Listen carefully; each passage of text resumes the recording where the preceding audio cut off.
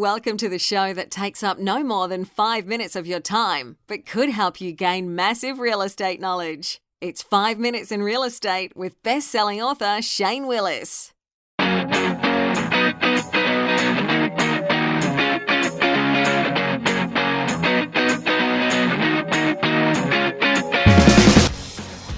Good morning, Shane Willis, Pensacola real estate expert. I'm bringing you today's episode.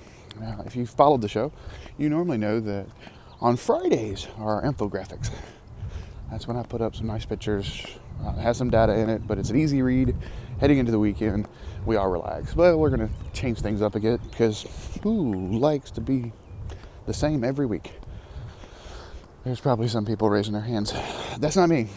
Plus, on top of that, I know that Friday I'm going to be traveling. Got to head down to Tampa Bay. I have been asked to be a groomsman in a friend of mine's wedding, so we'll be heading down there. So I don't know that I'll get a chance to record the episode on Friday. We'll try, and if so, we're just going to have 2 infographics this week. But the other reason I wanted to do this is because this particular infographic and this information is about VA. So it's about veterans. If you listen to the show, know anything about me, you know I am a veteran. And I was just talking to my wife about this the other day. It's been 20 years. This upcoming August, 20 years since I got out of the service, which just floors me. It seems like it was like 10 years ago. So the fact it's been 20 years just absolutely... Okay, let me get off that soapbox. Let's get back to this. VA loans. I want to address one misconception to begin with. One huge misconception about VA loans. That you cannot have 2 VA loans at the same time. That is wrong. You can. What has to happen is the 2 loans combined cannot go over your eligibility. And you can't buy the house next door. I mean, there's some criteria. Well, I want to buy this house and I want to buy the house next door using my VA loan. No, that doesn't work. But can you have 2 VA loans at the same time? Absolutely. And I'll give you an example. About 16, 17 months ago, I moved from Perdido Bay area, which is where I grew up, lived. We love it out there. But our daughter got into a high school much further north of the county in one of their academies. And so it was about a 45, 50-minute ride each way because the school district said, yes, you can go to the one that's out of your district, but you have to provide transportation. We're not going to send a bus down to get her. So my wife looked at me and went, listen, you're in real estate. You're all over the place. You're constantly driving all over the place. Can we just move up there for a few years? And then we'll figure it out once, because we don't like to plan too far ahead as far as where we're going to live because we just don't know. That's just like how we like. So we said, yeah, we'll come up here. So when I did that, I owned a property down in Perdido that had a VA loan on it. And I wanted to pick up this new one up northern part of the county with another VA loan. Now, I could not get that one with 0 down. I had to put just a couple $1,000s down because, and here's the misconception, that you can only have 1 VA loan. No, the 2 loans combined cannot go over your max eligibility. Or 3 loans. I know some clients of mine that have properties in multiple states and have used VA loans for all of them. As long as all the loans combined do not go over your eligibility, you're fine. Now, with multiple loans, are you going to pay a little bit more of a funding fee each time? Yes. But it doesn't mean we need to rule it out as a possibility. VA loans should definitely be an option for anyone that has served and is eligible to get it. Now, how do you get that eligibility? What does it take? Who can apply? We got these stats here. Now, this is on the infographic, so if you're getting the tips and tricks, then you're going to get this in your email.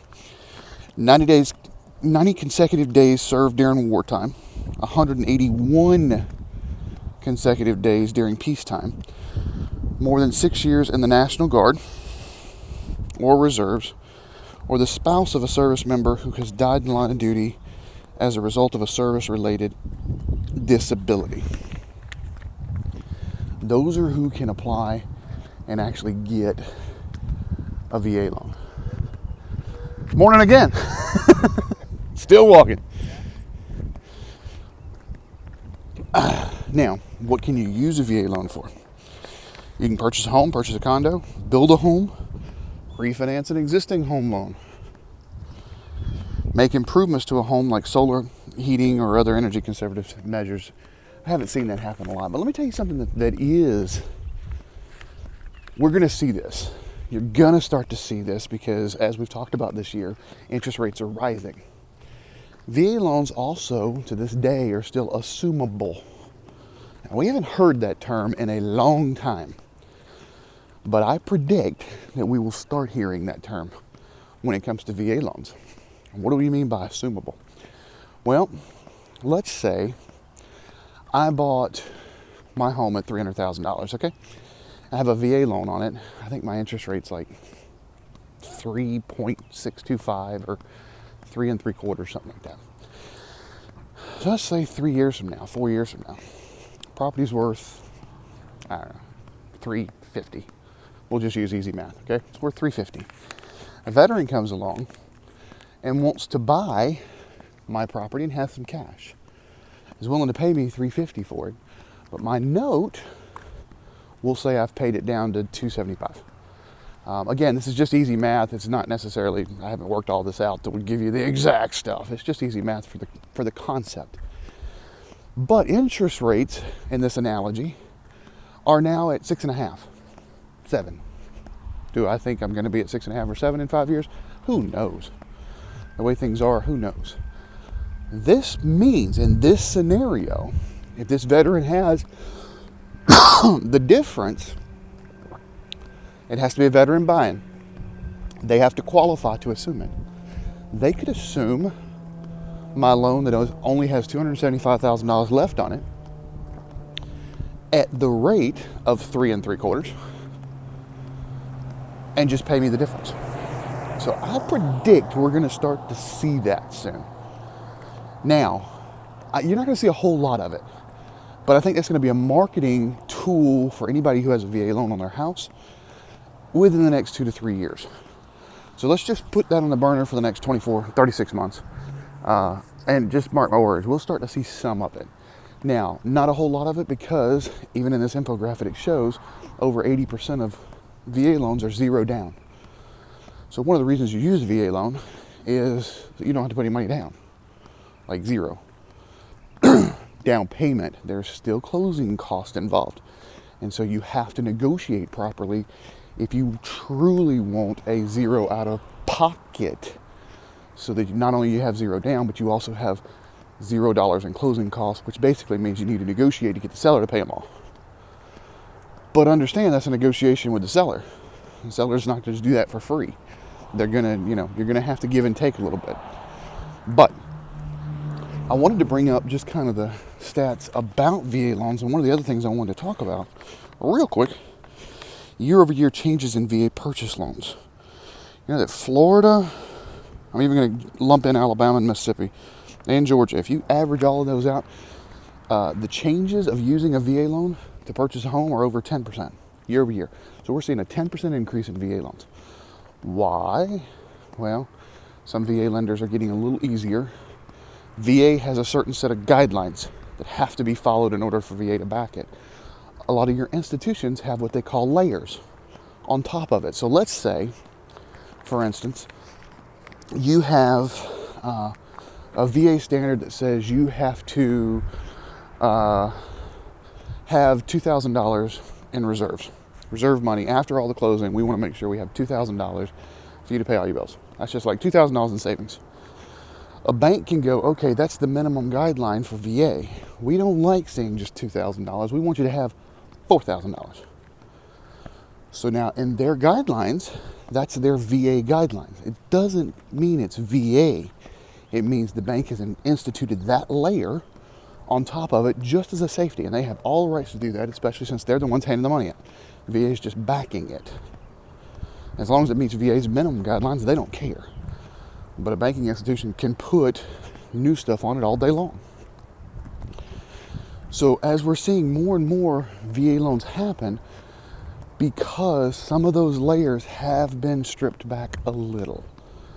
It's not 2005 where, like I said, you could fog up a mirror and wind up getting a loan. No. VA has always been a little more difficult, and it's going to be a little more stringent on the sale of the property is going to have to qualify for a VA loan. It's tough on some foreclosures. Others, not so much. I don't rule foreclosures out completely. That is a case-by-case basis. I've seen some Fannie Mae stuff where Fannie Mae has gone and renovated a whole bunch of it. I have a couple of assets where the bank's looking at renovating the place completely. I mean flooring, new air conditioning, roof, new hot water heater, new kitchen, all new cabinets, all new appliances, everything. The bank's looking at doing it. So that foreclosure should qualify for a VA loan, no problem. But the property still has to qualify. So there are some kickers, but I wanted to show that, hey, VA loans are on the rise. I think they're going to continue to be on the rise. And if you're a veteran and you can use, even at these rates, 4 point something, are you kidding me? I remember in 2005 when I was writing mortgages and folks were extremely happy when we give them 6.5. You know, and if you go back to the 80s, your first mortgage was at 12. So when you're at 4 point something, that's just ridiculously low. Rates are still ridiculously low. They're higher than they were a couple years ago. They're ridiculously low. And if you can snag a VA loan at this price, you may have a marketing tool 4 or 5 years from now when rates have rised? I need more coffee. Risen, I think, is the word I was looking for. When they have done that, you can wind up using the ability for another veteran to assume your loan at that lower rate, which has also had 4 or 5 years of payments on it. So now instead of a 30-year note, although it's amortized over 30, they've only got 25 years left. That's a whole marketing tool. That's coming. Mark my words. That's not here yet. We're not seeing a whole lot of that yet. I'm sure it exists. I haven't seen any of it yet.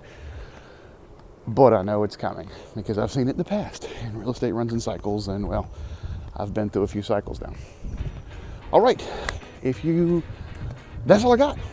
That's all I got today. If you have not subscribed to get the tips, tricks, infographics, like I'm going to be sending out to everybody who has today, get over to 5minutesinrealestate.com. That's 5minutesinrealestate.com. Also, if you've not got over to iTunes or Google Play, I actually seen an increase in iTunes subscribers lately. I like it. If you haven't got over to either one of those players, get over there, subscribe to the podcast so you get notified when we put up a new one, and give us a thumbs up. I'd also love a nice comment. Notice I said nice. So make sure we get that done. And finally, if you found any value in this or any other episode, I don't ask for a payment. I do ask, however, that you share it on social media. All right, guys, thanks for listening. It's a little bit more of a ramble today, but I thought it was a good one. Veterans sometimes deserve that. Enjoy your Wednesday.